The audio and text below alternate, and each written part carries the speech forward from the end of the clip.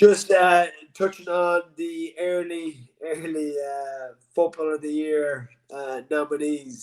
Now this is early, but anyway, again, throw out a few names here. I've got a couple of names here that's come all forwards, mind you, but you've said a few.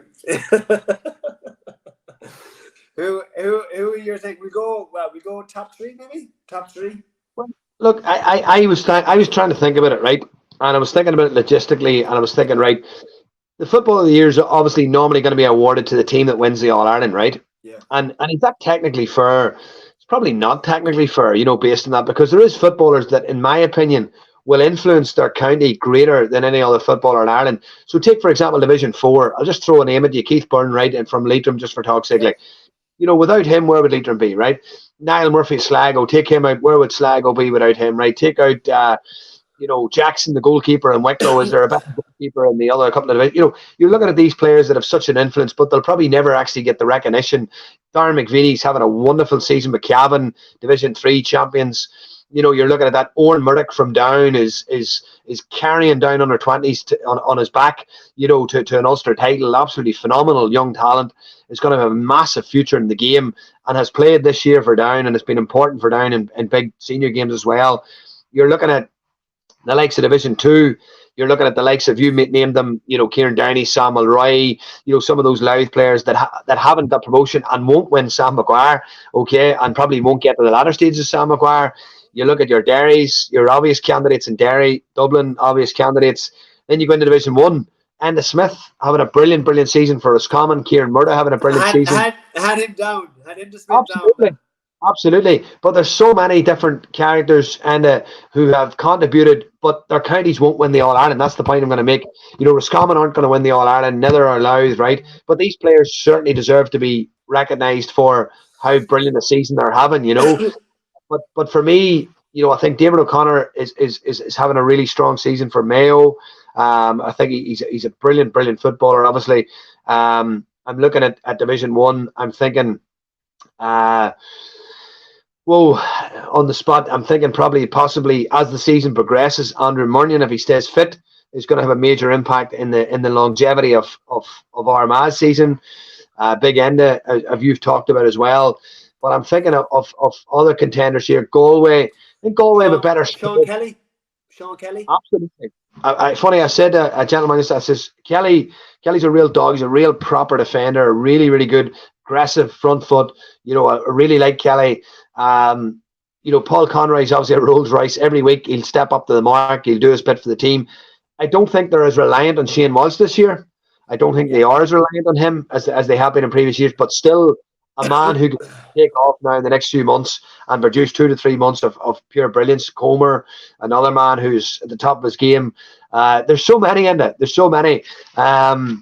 You will like my Ulster partisan here, but I just love the football that Shane McGuigan's playing. I really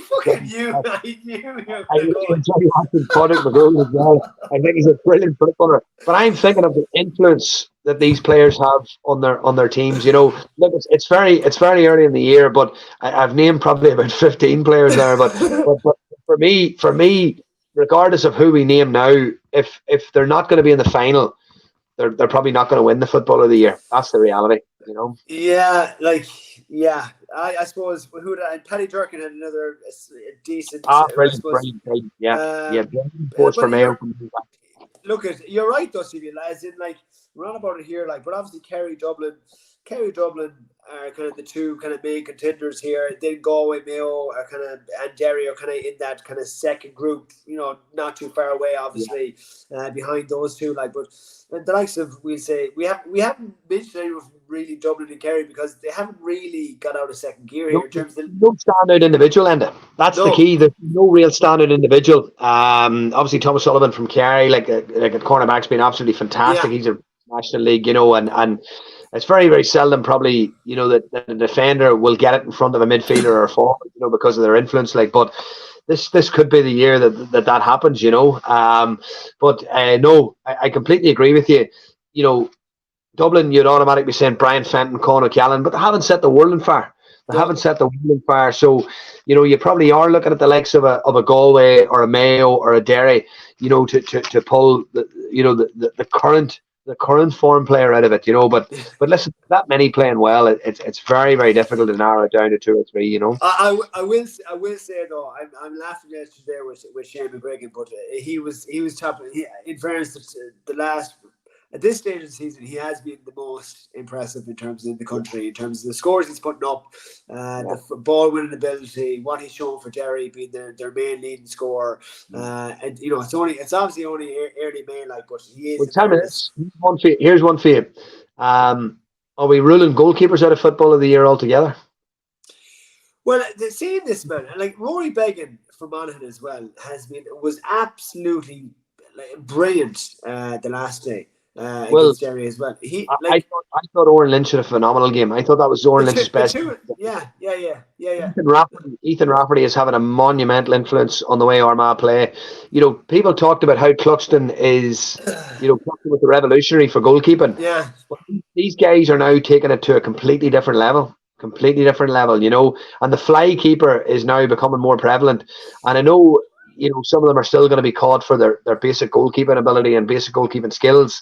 Yeah. But there's very seldom, the way I sort of look at it is you could be faced with 30 kickouts in a game or 15, 20 plays from open play, but you might only have to save 2 shots, so it's weighing up the pros and cons of that, and weighing up your risk of the reward.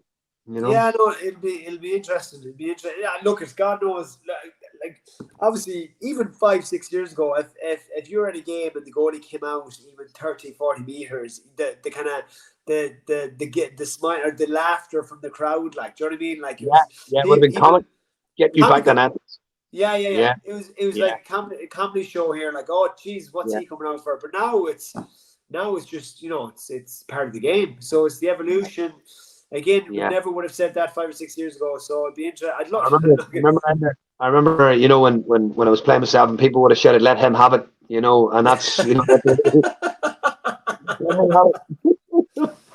that's the way it was. That's the way it was. That's how it's moved on. It's moved on. That you nearly can't let them have it now because the modern day goalkeeper can hurt you that much. But look, regardless, even if an Ulster team does win, Sam, you'll still manage to give it to someone from Connacht. That's the reality. Oh, Shane McGregor, man! I tell you what, you absolutely love Shane McGregor.